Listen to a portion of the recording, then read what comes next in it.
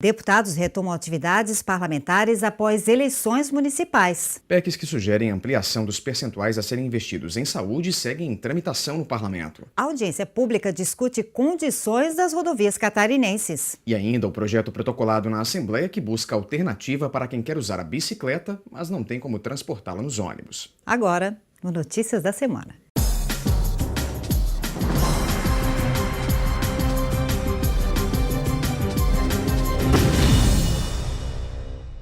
A semana na Assembleia Legislativa foi de retomada das atividades parlamentares. Os trabalhos haviam sido temporariamente suspensos em função das eleições municipais. Os trabalhos da Assembleia Legislativa haviam sido adequados a um cronograma especial de eleições.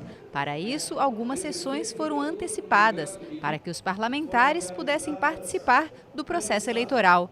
Com o encerramento do primeiro turno, o calendário da Casa retorna à normalidade. O presidente do Parlamento, deputado Gelson Merizio, reforçou que vários projetos deverão ser analisados nesta retomada das atividades legislativas. Votarmos todas as matérias que estão prontas para serem deliberadas, aprofundarmos o debate naquelas que precisam ser estudadas e cumprirmos nossa missão, que é não termos nenhum prejuízo legislativo em função do ano eleitoral. Entre as matérias a que o presidente fez referência na entrevista estão quase 30 propostas de emenda à Constituição do Estado que tramitam na Assembleia Legislativa. É o caso, Cláudia, das PECs que tratam do aumento de recursos orçamentários para a área da saúde. A maioria tramita na Comissão de Constituição e Justiça e deve entrar em votação nas próximas semanas, como mostra a repórter Maria Helena Salles. Por lei, o governo do estado destina pelo menos 12% do orçamento para a área da saúde. No final do ano passado, por exemplo, a Assembleia Legislativa aprovou o orçamento estadual para este ano, prevendo o repasse de 2 bilhões e 200 milhões de reais entre impostos arrecadados e transferências da União para o estado. Parece muito, mas este valor é insuficiente para cobrir as despesas com atendimentos, internações, cirurgias, entre vários outros serviços. Mas a partir do ano que vem, o percentual mínimo destinado à saúde pode aumentar. Duas propostas de emenda à Constituição protocoladas este ano na Assembleia prevêem o aumento desses recursos de 12% para 15%. Uma PEC é de autoria do presidente da Casa, deputado Gelson Merizio, do PSD. A proposta também é assinada por outros 26 parlamentares e determina o aumento gradual do repasse em 1% ao ano a partir de 2017. Assim, o percentual de 15% seria atingido em 2019. Já a PEC número 2 é uma proposta externa, assinada pela União dos Vereadores de Santa Catarina.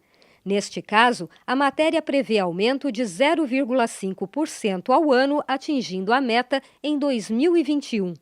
As duas PECs foram unificadas com alguns ajustes e estão prontas para a votação em primeiro turno no plenário.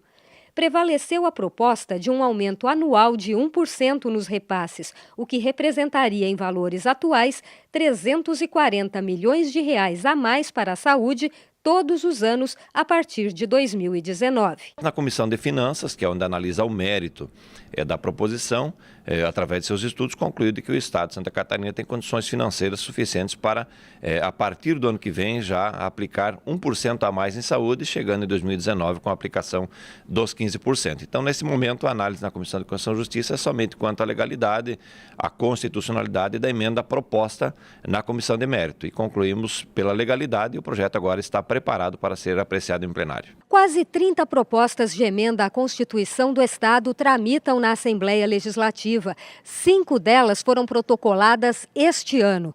Além das duas PECs para a área da saúde, outra que se destaca é a número 5, de autoria do deputado Fernando Coruja, do PMDB, subscrita por outros 15 parlamentares. A proposta prevê que as comissões parlamentares de inquérito possam ser instaladas por meio de iniciativa popular, com adesão ou não dos deputados. Atualmente, as CPIs só podem ser instaladas via requerimento assinado por, no mínimo, 1/3 dos parlamentares. A PEC deu entrada na Assembleia no dia 10 de agosto e já está na Comissão de Constituição e Justiça, aguardando a designação de um relator. Pela proposta, uma CPI poderia ser instalada por proposição assinada por pelo menos 2,5% dos eleitores estaduais, o que equivale a pouco mais de 124 mil assinaturas. Esses eleitores devem estar distribuídos por pelo menos 40 municípios e pelo menos 1% do eleitorado de cada cidade deverá aderir à proposta. Falando em propostas, um projeto aprovado pela Assembleia em agosto deste ano foi lembrado essa semana. A matéria institui o dia 4 de outubro como Dia Estadual dos Protetores de Animais em Santa Catarina. A data foi criada por meio de um projeto de autoria da deputada Dirce Heiderscheid, do PMDB. Dengo é um cachorro especial. Ele perdeu o movimento das patinhas traseiras quando ainda era pequeno, depois de um acidente. Podia ter uma vida bem mais difícil, mas graças a Rosiane, hoje ele tem uma vida tranquila e feliz. Rosiane é uma protetora de animais. Sozinha, cuida de 16 cachorros. Além disso, é voluntária de uma ONG que cuida de outros 78. Um trabalho que ela faz com muito orgulho. Hoje, ser protetora é ter amor, respeito, zelo pelo outro, né? Eu digo o outro, já começa pelo humano, né? E depois pelos animais, pelos cachorros, pelos gatos, pelos cavalos, pelos animais que estão sofrendo. Porque o que eu sempre digo, cachorro, gato abandonado, não nasce na calçada, não se vira.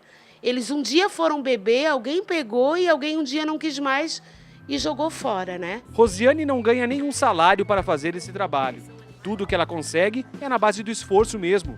Quando resgata da rua um cachorro doente, por exemplo, ela dá um jeito de tratá-lo e, quando possível, coloca o bichinho para adoção. Muitos resgates são indoáveis, a gente nunca vai doar, porque é velho, porque a pessoa não vai gostar. Então, assim, a gente tem cachorros indoáveis, mas tem muitos doáveis e o meu trabalho hoje é voluntário junto a essa ONG, tá? E também tem o outro lado da minha, que eu sou protetora independente, eu tenho os meus casos, né? E também ajudo várias gente a doar, entendeu? Eu acho que se eu conseguisse todo dia um lar para um animal, isso vai cada vez mais fazendo bem para mim. Para a jovem Caterine, o amor pelos animais vem desde pequena. Em casa, ela cuida de 3 cachorros, mas tem outros 4 que ficam numa hospedagem. E tudo é pago pela família. É um sentimento de ser útil para o planeta, de conseguir ajudar de certa forma a humanidade. E por que não os animais, sabe? Então isso de conseguir desenvolver dentro de ti algo que vai ajudar o outro. Então os animais são uma parcela da sociedade, digamos assim, que são excluídas, sabe? Então eles precisam de uma atenção especial. Então por que não de ajudá-los?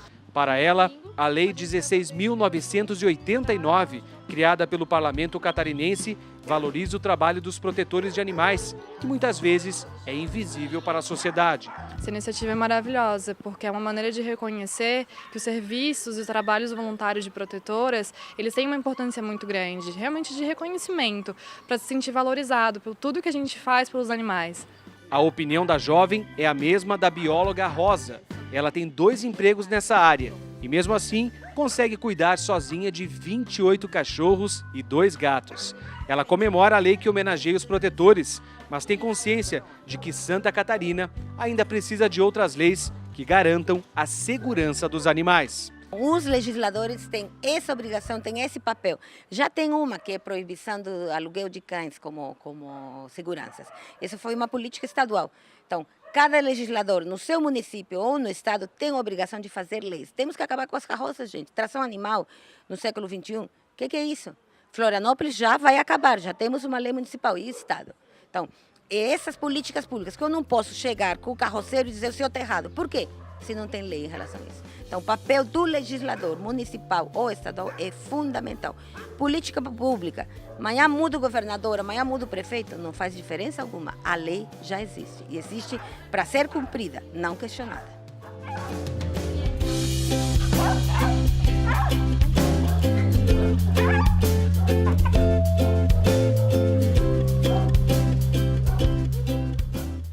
E E veja ainda hoje a busca de alternativas para quem quer usar a bicicleta, mas não tem como transportá-la de ônibus nos trajetos que não possuem ciclovias. A solução pode estar num projeto de lei recém-protocolado na Assembleia. É o que você vai ver em instantes aqui no Notícias da Semana.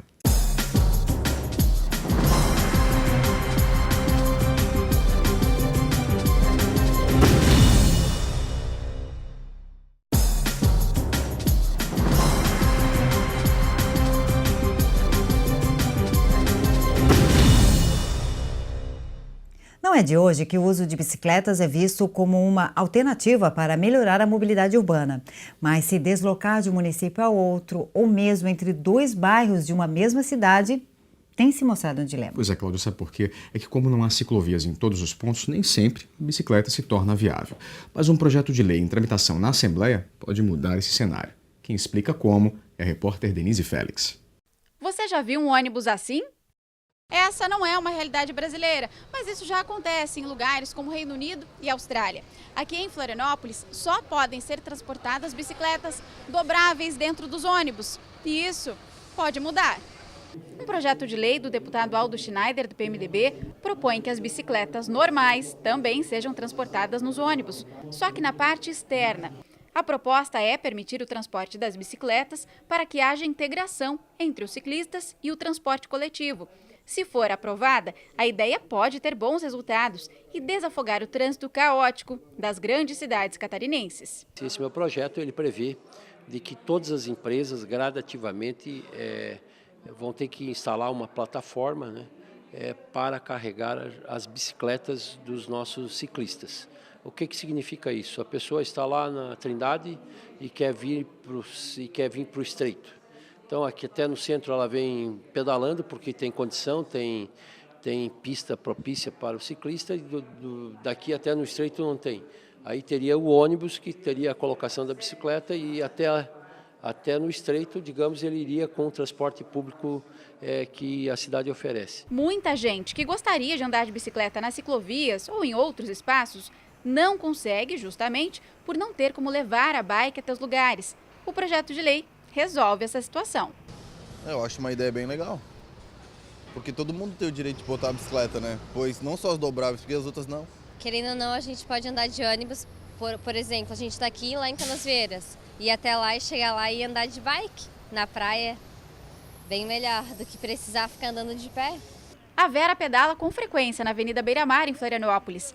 Ela conhece pessoas que não andam de bicicleta porque não tem como chegar até a ciclovia. E por isso, gostou muito da proposta. Eu achei a ideia excelente, porque muitas vezes a gente, para chegar na ciclovia, tem um bom percurso, né? Que não é seguro. Assim, vindo de ônibus e parando direto na ciclovia seria perfeito, vai estimular muito, né, os novos ciclistas. Ao que tudo indica, esse ônibus pode sim se tornar uma realidade por aqui. Outro assunto que vem mobilizando os parlamentares catarinenses é a situação das rodovias do estado. O temor é que as condições da malha viária comprometam novos investimentos. O assunto foi tema de uma audiência pública realizada esta semana na Assembleia. A discussão protocolada pela Comissão de Transportes e Desenvolvimento Urbano da Casa partiu de uma proposta do deputado estadual do PSD, Milton Obus. Para ele, algumas ações do governo federal simplesmente não atendem às necessidades dos usuários. Além disso, o parlamentar destacou que obras importantes estão com o cronograma atrasado e que a falta de investimentos do governo federal nesse setor gera um impacto econômico negativo cada vez maior para Santa Catarina. Se continuar esse nível de investimentos pífio das últimas décadas para com Santa Catarina, no sistema viário catarinense, que é federal hoje, as principais artérias são federais, o estado vai quebrar. A economia catarinense vai quebrar. E esse é o objetivo dessa audiência. Nós vamos demonstrar com números que o estado está perdendo competitividade, né, esse modelo de diversidade econômica tão propalado, né, a nível de Brasil, está começando a falir. E a grande culpa disso é a falta de investimentos em transporte e logística que faz com que hoje Santa Catarina esteja perdendo a competitividade. As empresas, ao invés de continuar vindo para Santa Catarina, vão começar a sair de Santa Catarina e temos um caos econômico anunciado. Segundo o deputado, são muitas as rodovias federais do estado que atualmente apresentam uma situação crítica. Corredores importantes como a BR-470, que traz toda a produção do agronegócio do oeste de Santa Catarina para os portos, é insustentável, né? Nós temos aí uma previsão, se continuar esse nível de investimentos, mais de 12 anos para se duplicar o trecho só até Indaial, e sem nenhuma perspectiva do restante. Mas nós temos outros gargalos, por exemplo, a travessia urbana de Rio do Sul já é insuportável, de Blumenau nem se fala, a 280, né? Que faz com que o acesso ao próprio porto de São Francisco seja praticamente impossível. O presidente da FETRANSESC, a Federação das Empresas de Transporte de Carga e Logística de Santa Catarina, destacou os impactos desse cenário para a economia catarinense. Nós temos um custo fixo a hora por caminhão parado de R$ 97,00, fora os custos variáveis. Focar também no prejuízo que o Estado e a sociedade têm com os acidentes. Nós temos 5 portos em Santa Catarina.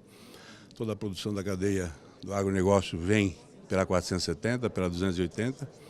E, infelizmente, os caminhões atrasam em média 2 horas por viagem nesse percurso.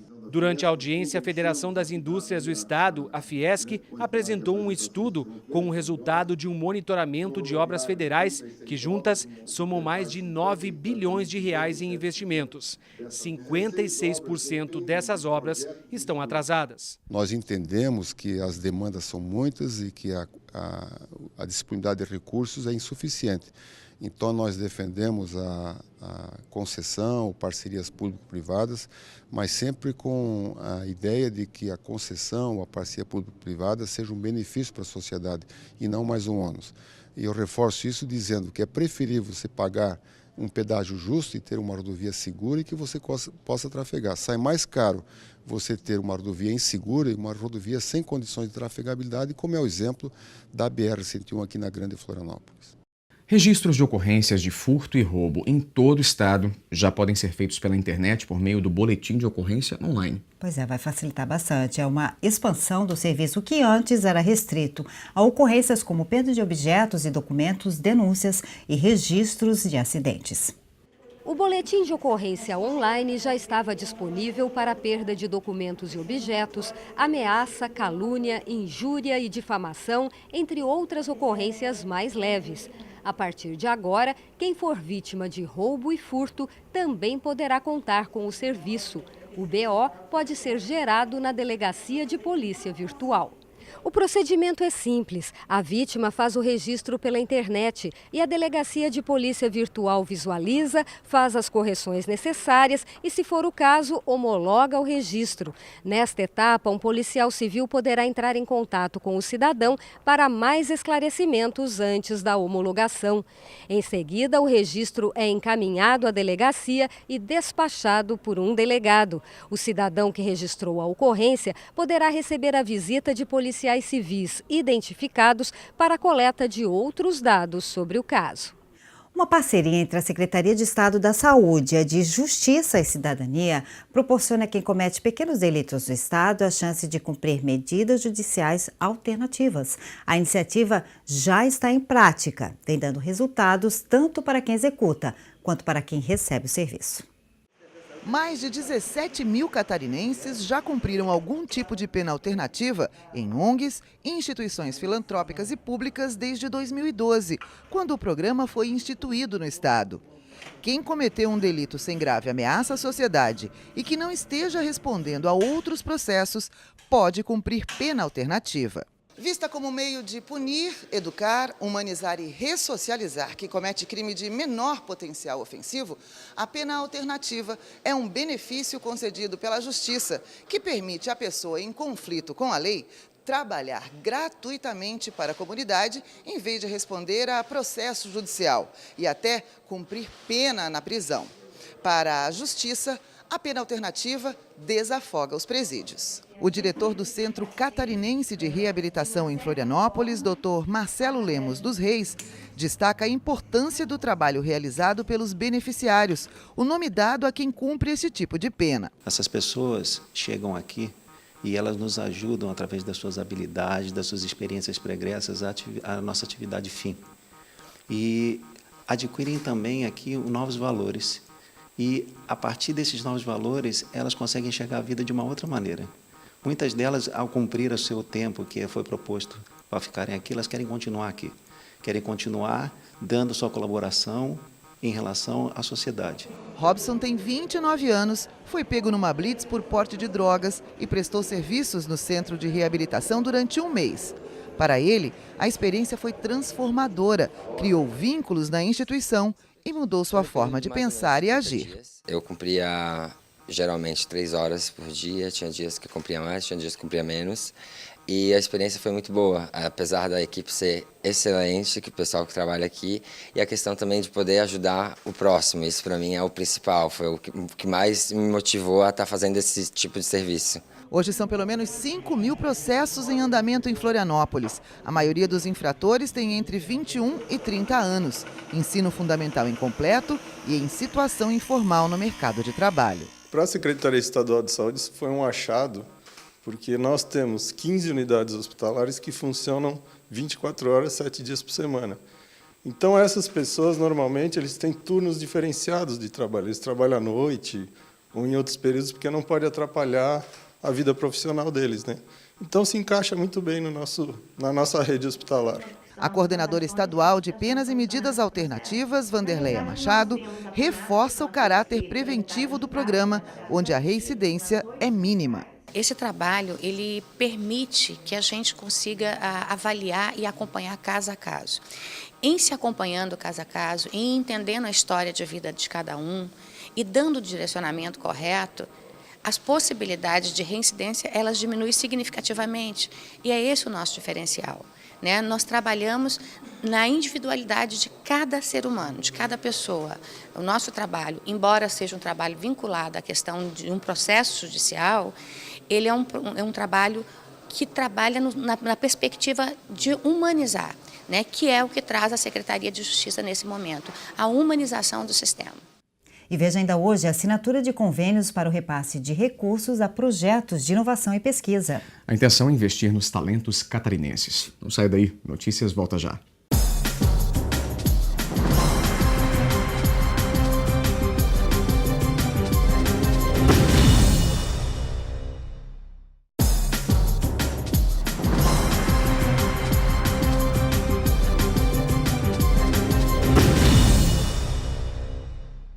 O presidente da Assembleia Legislativa, deputado Gelson Merizio, do PSD, participou esta semana do ato que marcou a assinatura de convênios para o repasse de recursos da FAPESC, a Fundação de Amparo à Pesquisa e Inovação do Estado. Pois é, o montante será investido em projetos de inovação e pesquisa. Os repasses são de aproximadamente 15 milhões de reais. Serão contemplados programas de pesquisa e incentivo ao empreendedorismo e de universidades. O exemplo que é dado pelos empreendedores que estão iniciando suas atividades, fazendo da tecnologia um polo importante da economia catarinense. Mais de 5% da nossa economia já vem dos polos tecnológicos e faz com que se incentive novas ideias, novos empreendedores, especialmente os jovens, a fazerem parte desta nova economia, que é a inovação, que é o investimento no futuro. Por isso, Santa Catarina, mais uma vez, sai na frente e no futuro próximo seremos, com certeza, o maior polo tecnológico do Brasil. Para o governador Raimundo Colombo, esse é o momento de buscar na inovação e no empreendedorismo uma saída para a crise. É um apoio direto às pessoas que têm a vocação, né, empreendedora, que têm uma ideia na área de tecnologia importante. Depois de passar por uma rigorosa seleção e uma avaliação técnica, elas são selecionadas. E aí o governo dá um aporte financeiro para que essas ideias se materializem numa empresa e num produto. E com isso a gente contribua para a competitividade, né, para a eficiência da estrutura empresarial, gere empregos. O ministro da Ciência, Tecnologia, Inovações e Comunicações, Gilberto Kassab, destacou durante o evento a importância da pesquisa, uma maneira de ajudar o governo na busca de políticas públicas. Qualquer país em crise, ele tem no investimento na inovação uma das principais possibilidades da retomada do desenvolvimento. E aqui em Santa Catarina nós temos o berço da inovação. Aqui em Santa Catarina nós temos o papel muito importante desses investimentos, seja por conta das universidades que aqui existem, seja por conta da formação dos catarinenses.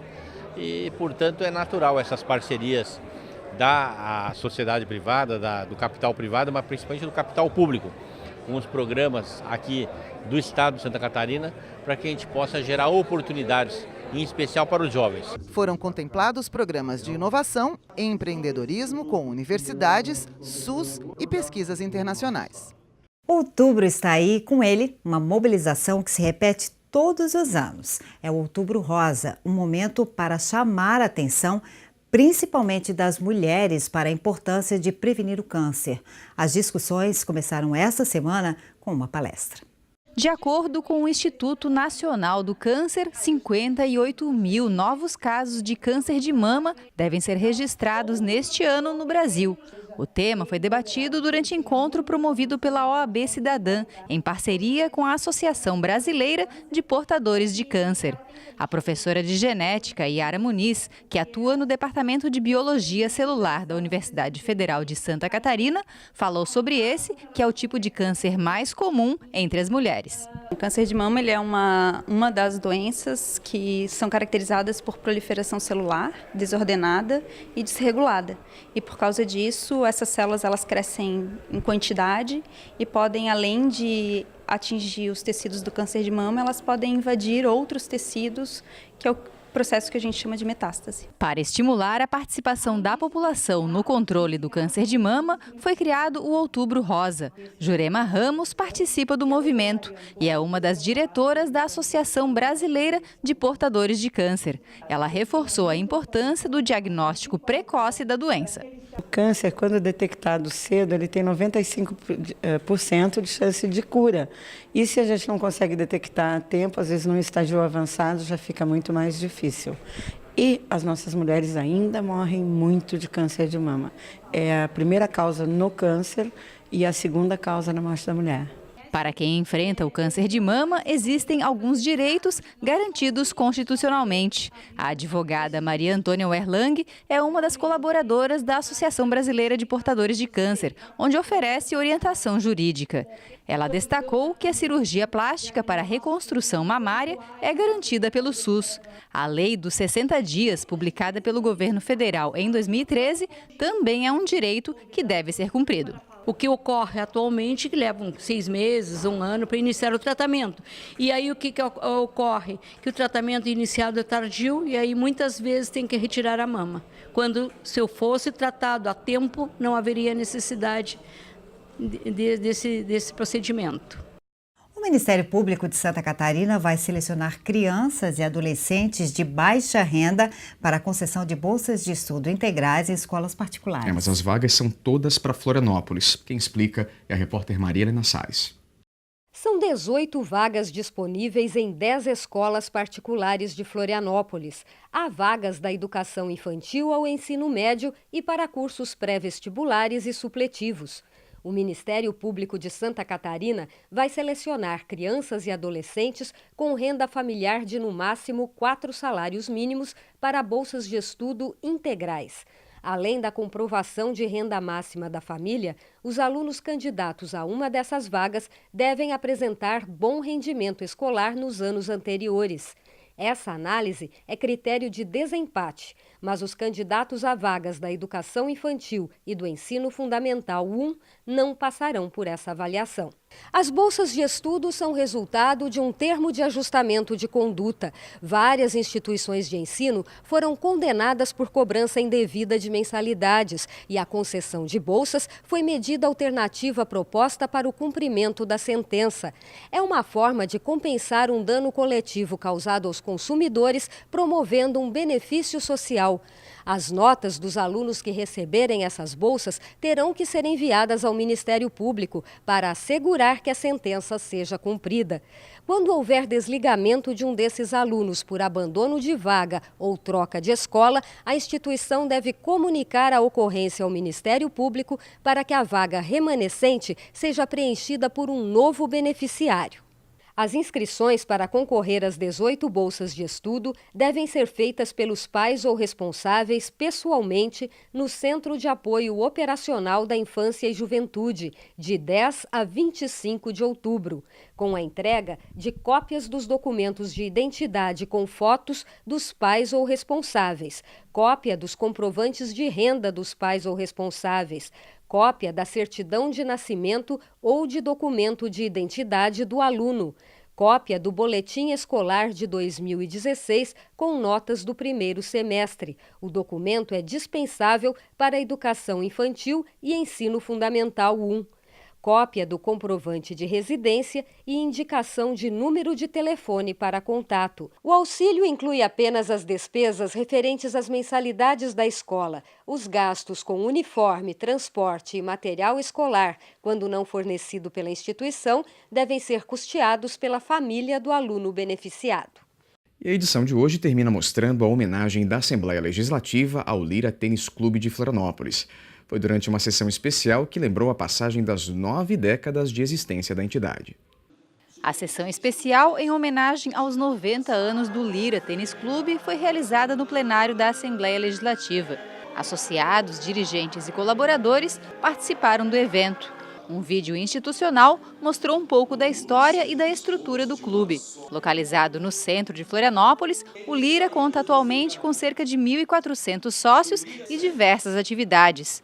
O atual presidente, Haroldo João Costa, falou sobre a evolução do clube nestas 9 décadas de existência. O Lira Tênis Clube hoje é um clube consolidado na nossa cidade, porque nas gestões passadas e na gestão do presidente Scaramboni, fez uma permuta de um terreno que a gente tinha no Córrego Grande e investimos em 7.300 metros quadrados de área. Então nós renovamos uma grande parte do clube na área física. E com isso, nós pudemos também fazer um investimento na área social e esportiva. Haroldo também falou sobre uma personalidade esportiva que já treinou no clube. O Gustavo Kirtin é nosso parceiro. Ele costuma dizer, inclusive, que a quadra Jorge Vecchi do Lira se compara com as quadras de Roland Garros. Isso para nós é um grande orgulho. Quando o maior tenista que o Brasil já teve diz que a nossa quadra se iguala às quadras de Roland Garros, nos deixa muito felizes com isso aí. Durante a sessão especial, pessoas que contribuíram para o desenvolvimento e fortalecimento do Lira Tênis Clube foram homenageadas. Aprovada por unanimidade pelos parlamentares, a cerimônia foi conduzida pelo deputado João Amin, do PP. É um clube tradicional da cidade de Florianópolis, que faz parte da história, que realmente nessa sessão tem muito ao que mostrar, várias personalidades passaram por lá, né? E a gente, nada mais justo que na Assembleia Legislativa ser homenageado essa instituição que é tão importante para a nossa cidade.